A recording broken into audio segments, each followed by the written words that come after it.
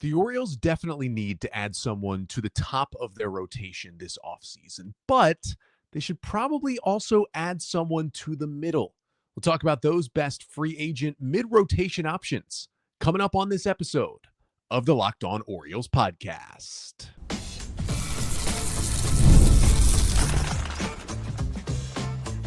You are Locked On Orioles, your daily Baltimore Orioles podcast. Part of the Locked On Podcast Network, your team every day. Hey there, Orioles fans. Today is Wednesday, December 3rd, 2025, and welcome back into the Locked On Orioles podcast, part of the Locked On Podcast Network, your team every day. As always, I'm your host, Connor Newcomb. And coming up on today's episode, we're going to continue with our Orioles free agent wish list episodes. We're looking at starting pitchers once again, like we did on Monday's episode. But on Monday, we looked at the four guys remaining at the top of the heap. Guys who, if healthy and are out there, could be ace-type pitchers. That was Framber Valdez and Tatsuya Imai and Ranger Suarez and Michael King. The Orioles need more than one starter, though. So today, let's move into kind of these mid-rotation guys. There's a lot more of these arms available in free agency who are certainly all good enough to be one of your five best starters and be in your rotation, but maybe not guys you're going to count on to be your number one or number two, but are certainly going to help you get to the playoffs. And then maybe it's more of a question mark whether they help you in the playoffs as well. But that's all coming up on this episode of the Locked On Orioles podcast, which is part of the Locked On Podcast Network, now the number one sports podcast network. And the episode is brought to you by FanDuel. Right now, new customers can bet just $5, and if your bet wins, you'll get $300 in bonus bets to use across the app. Just download the FanDuel app today. So let's look at some mid-rotation starters. Again, the way my wish list episodes work, I generally choose 6 players from the position and rank them 6 to 1. It's not exactly a ranking of these who I think are the best 6 in this order, free agent mid-rotation starters. It has a lot to do with that, but also talks about how they'd fit into the Orioles roster, and it brings in what their projected cost in terms of years and money could be in free agency as well. And when we did Monday's episode to talk about the top starters, I already had to knock number one off my board because Dylan Cease had already signed for 7 years and $210 million with the Blue Jays.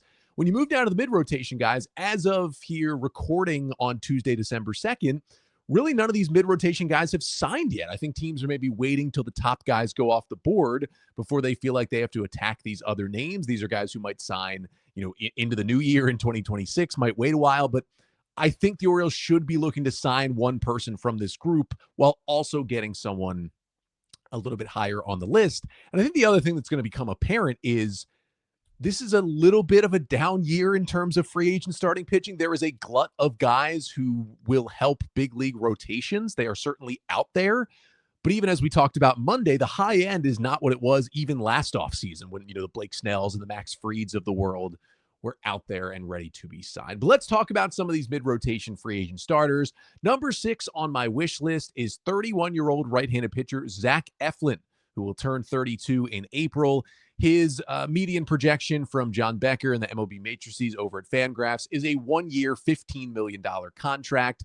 Now, we know Eflin well. He made only 14 starts this year, but he did make 14 starts with the Orioles. It was because of a lot of back injuries, and he posted a 5.93 ERA in those 14 starts. Now, his first 3 starts of the season were awesome. Then he went on the IL. He tried to come back a couple of times. He clearly wasn't healthy. He was really never the same. He got back surgery later in the year, forced him out for the rest of the season. But the word is that he should be good to go by opening day after getting that surgery. And Eflin talked about the back injury, and it wasn't just something that popped up here in 2025. It had been something that had been bothering him for a couple of years. It just got a lot worse this season and felt he needed the surgery.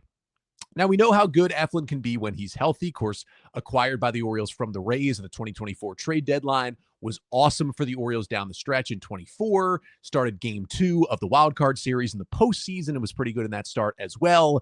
And then things just kind of fell apart this year before hitting free agency. Tough break for Eflin, because if he would have stayed healthy and pitched like that, he was looking to probably get a 3 or 4 year deal in free agency. Now he's more than likely going to have to take a 1-year prove it contract. Now, I do think despite the injuries, he seems to be healthy now, or at least getting there. And I think somebody is going to give him a guaranteed 1-year deal with a spot in a rotation, and then we'll kind of see from there.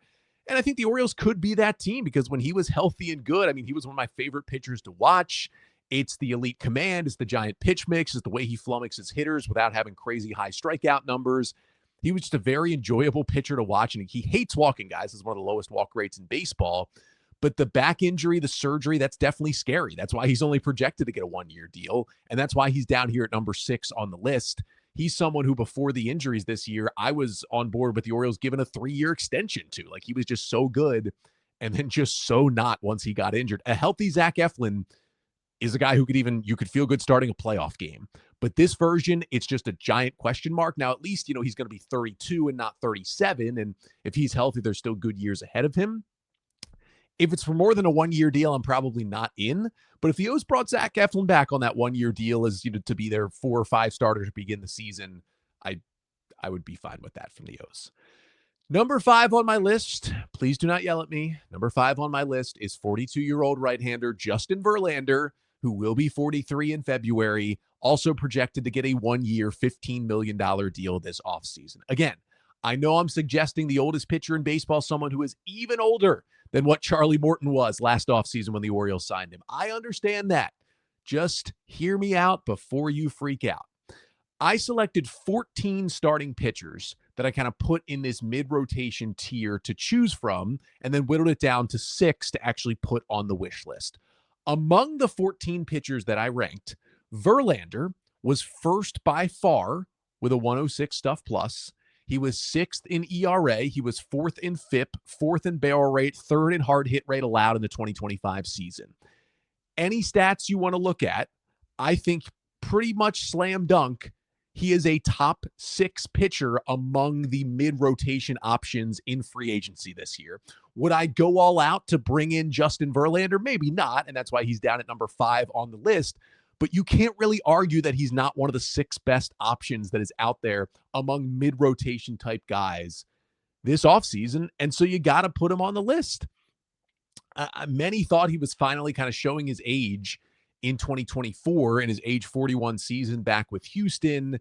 He made 17 starts, missed a lot of time with a neck issue, had a 5.48 ERA when he was on the mound, but the Giants still signed him to a 1-year deal to give him one more shot last offseason, and he rebounded. He had a 3.85 ERA in 29 starts for the Giants. Now, he's not going to be a guy that eats as many innings as he used to, despite 29 starts. It's almost a full season. He pitched only 152 innings. He's more of a 5 and dive guy at this point.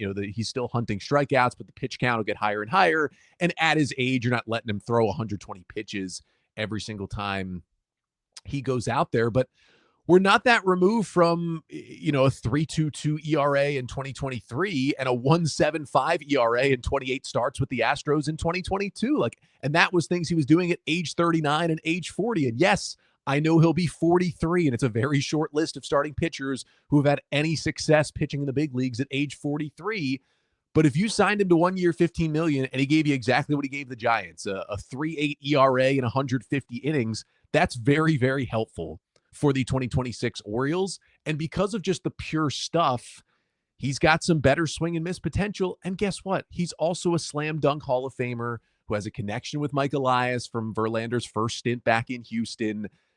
He would, I think, certainly be helpful in terms of teaching and leadership to this clubhouse as well. There's a lot of pluses to bringing in Justin Verlander. I understand a lot of the minuses. Scream at you and say he's going to be 43 years old in February. But if Verlander's your number 5 starter to begin next year, I don't think that's a terrible thing for the Orioles, depending on what the rest of the rotation looks like. And that's what you got to talk about a lot of these signings, right? You don't want any of these guys to be the best starting pitcher you acquire this offseason. But if any of them are the second best starting pitcher you acquire, well, you're feeling a little better. And that's what I feel about Verlander. And I understand people are going to yell about it because of his age, but he's Justin Verlander, and he's still doing it. And maybe he's done. Maybe he'll fully fall off in 2026, but he wants to pitch at least one more year. And it looked good enough in San Francisco that it could continue for him in Baltimore. All right, let's get a little bit younger. Let's get to number 4 and 3 on the list. These are guys in their very early 30s. These are guys who are more than 10 years younger than Justin Verlander. Now, they're not the pitchers that Justin Verlander once was, but could maybe help the Orioles even more. Let's get to a former ace, and let's get to a guy coming over from Asia. That's coming up next. But first, this episode of the Locked On Orioles podcast is brought to you by FanDuel. NFL Sundays move fast. One big play, and suddenly everything feels different. That's what makes live betting with FanDuel so exciting. You're not just watching the game, you're reacting to it in real time. With FanDuel, you can place bets as the action unfolds. Every drive, every momentum swing, every highlight moment. And live betting is best when the game starts to shift. Maybe a receiver gets hot, maybe a defense tightens up, or the momentum flips after one of the 5 Ravens turnovers against the Bengals. But either way, FanDuel lets you jump into the moment. Live spreads and money lines always adjusting, and player props update as those guys do heat up. So if you want to be right in the middle of the action this season, visit FanDuel.com and place your NFL live bets all season long at FanDuel. The game moves fast, and so can you. So it's the Orioles' mid-rotation free agent starting pitcher wish list. We've knocked off number 6 and 5 on the list. On to number 4. This is probably the most unknown name of the 6 starters I have on my wish list, but someone who could be maybe the sleeper of this free agent class. And that is 31-year-old right-handed pitcher Cody Ponce, who will be 32 in April. He is projected on the Matrix for a 2-year, $22 million deal, although there was some reporting from Ken Rosenthal this week that Ponce is seeking a deal around 3 years for $30 million. So a little bit longer, but a little bit less in the average annual value. Now, who the heck is Cody Ponce? He is a former second-round pick of the Milwaukee Brewers back in 2015, who was actually traded to the Pirates for Jordan Lyles, and then debuted with Pittsburgh in 2020. Now, he pitched parts of 2 seasons for the Pirates, 2020 and 2021, and really wasn't that good. And he left and signed in the NPB in Japan for the 2022 season. Now, he pitched 3 years in NPB, 2022 to 24. He was pretty solid for the first 2 years. He kind of struggled in 2024 and then was released, and then signed on with the Hanwha Eagles in South Korea of the KBO for 2025. And it was a completely different Cody Ponce. Now, he was stepping down a level in league from MPB to KBO, but he dominated. 29 starts in KBO this year. He threw 180 and 2/3 innings with a 1.89 ERA, with a 36% strikeout rate, just a 6% walk rate, just absurd numbers. He obliterated the previous KBO single season strikeout record as Ponce punched out 252 batters this year. The previous high in a single season was 225, which is just absurd. And he stayed healthy, right? He pitched into the postseason with Hanwha. He was the best pitcher in the KBO this year. And with the postseason innings, he pushed up to around 200 innings, staying healthy this season. And back when he was with the Pirates, he was a big 6'6", kind of burly right-hander, almost 260 pounds, threw 93 miles an hour. Well, he was up to sitting around 96 and pushing up to 98 and 99 at times in the KBO this year. FanGraphs reporting that he kind of reshaped his body over the offseason, still a big 6'6" righty, but kind of shaped how he looked. That allowed him more stamina, allowed him to add velocity. It helped him push through 200 innings and still sitting 95, 96 in the KBO postseason. To go with a four-seamer that Lance Brozdowski had the data on, 17 inches of induced vertical break, which is pretty good. He's got a curveball, a splitter, and a high 80s cutter to go with it. The splitter is just disgusting. He used to throw this old, okay changeup with the Pirates. That the splitter is way, way better, just disappears. People really, really love the break and the data on the curveball, and the cutter's a solid pitch that he can really throw for strikes as well. So it's a good 4-pitch mix. He had a ton of success. He's only 31 years old. He's going to be cheaper than a lot of these guys as well because, he was pitching well, but it is in KBO, which is maybe at best seen at a AAA level comparatively with the hitters and maybe even lower to what it is in Major League Baseball. But it's a different pitcher than he was when he was with the Pirates. And frankly, it's a different pitcher than he was for 3 years in Japan before he went to Korea. Just completely remade his stuff, his body, and everything last offseason. It showed up in KBO. There's reportedly from Rosenthal, many teams interested in Ponce this offseason in different kind of roles. Maybe he's the under-the-radar signing the Orioles get as kind of their number 3 or 4 guy who can really break out and come back like some other guys have done coming back from Japan or Korea after first going over there as a failed starter initially in the States. Number 3 on my list is a guy who this time last year would have not even been on this list because he would have been in the list with Michael King and Ranger Suarez up on the, potential ace type of free agent lists. And that is Zac Gallen, 30-year-old right-handed pitcher, projected for about a 2-year, $52 million contract this offseason. Now, for those 3 years before 2025, 2022 to 24, he was 7th in FWAR among all big league starting pitchers. He was starting 31 games per season, and he posted a 3.20 ERA in that stretch. He was great. And then it fell apart. His ERA ballooned to 4.83 this season in his final year of his contract with the Diamondbacks. He still made 33 starts. He still pitched 192 innings. He certainly still posted, but the strikeouts went down. The walks were a concern. The ERA and the FIP just kind of shot up for him. Fastball velo was pretty much the same. I mean, overall stuff has been dropping off a little bit since 2022, but it's not like it was a crazy drop from 2024. He tried to change some things. As we got to the second half, he added a sinker. He started throwing less four-seamers and more sinkers to righties. It's something Dean Kramer and Kyle Bradish did in the past to get a lot better. And he did have a 3.97 ERA in the second half versus a 5.40 in the first half. So he got better as the season went on. He's still getting swings and misses on the good curveball and the good changeup. But again, he was walking more guys and his command looked a little bit worse. Now, he's only 30.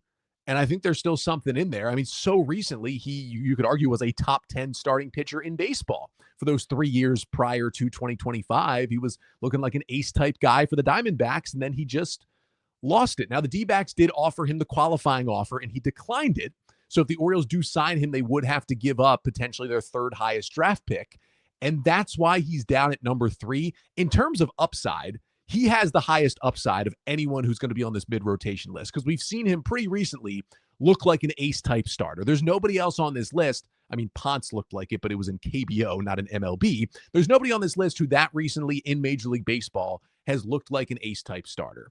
But he's down at number 3 because he's coming off also, I mean, Eflin had a worse 2025 than Gallon, but of the 6 pitchers on this list, 4 of them had a better 2025 than Gallon did. So you have to knock him for that. And you have to knock him for the fact that the O's would lose a draft pick. And are you willing to lose a draft pick on a guy who you're not signing to be your top starter?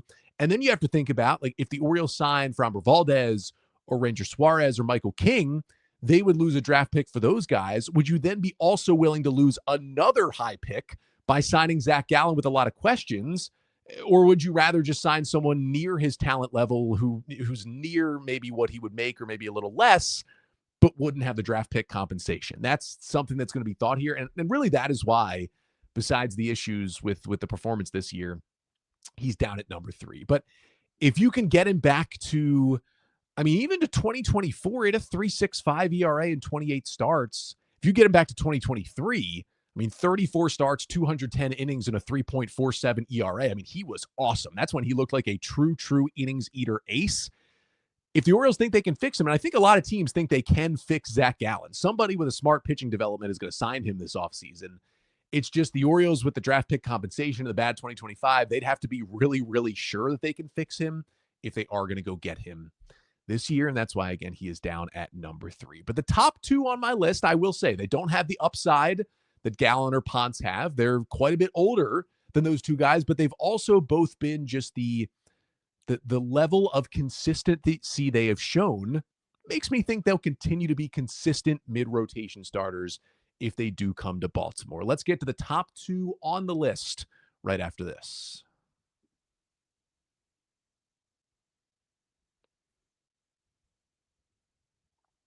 So we move on to number 2 on my free agent mid-rotation starting pitcher wish list for the Orioles this offseason.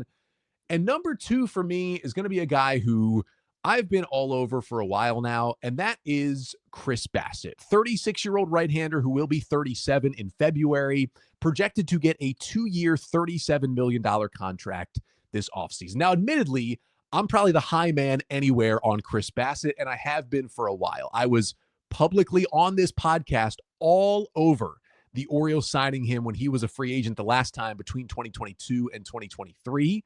The Orioles ended up signing Kyle Gibson instead on a one-year deal. Bassitt signed 3 years, $63 million with the Blue Jays, and was kind of a perfect fit for them. Like, he never truly pitched like an ace, but in 3 years, he made 33 starts, 31 starts, stayed fully healthy. He crossed 200 innings in that first year in 2023. And in that last 3-year stretch, he was ninth in baseball in innings pitched. He posted an overall 3.90 ERA. Like, that's not ace-type stuff, but that's a really valuable pitcher to have in your rotation every year. A guy who's going to post, who's going to give you an ERA below 4, and you can count on, around 180 innings every season. He's kind of the perfect guy to have in the middle or the back of your rotation. Now, he's a number 3 at best and probably closer to a number 4 at this point, but that's a really, really good number 4 if Chris Basset is who you have in your rotation. And even, that he's about to turn 37 before next year, he's dependable, right? That the stuff and the overall velocity, they've slowly been declining. He was down to 91.6 miles an hour on average on his fastball this year. It was 92.5 back in 2024. But he throws 8 different pitches. Let me list them out for you here. Sinker, cutter, curveball, four-seam fastball, sweeper, splitter, slider, changeup. He throws them all at least 3% of the time. Now the sinker's at 42%. His next most used pitch was the cutter at 17%. So he's very, very sinker heavy, but he's not afraid to throw any of those other pitches in any counts.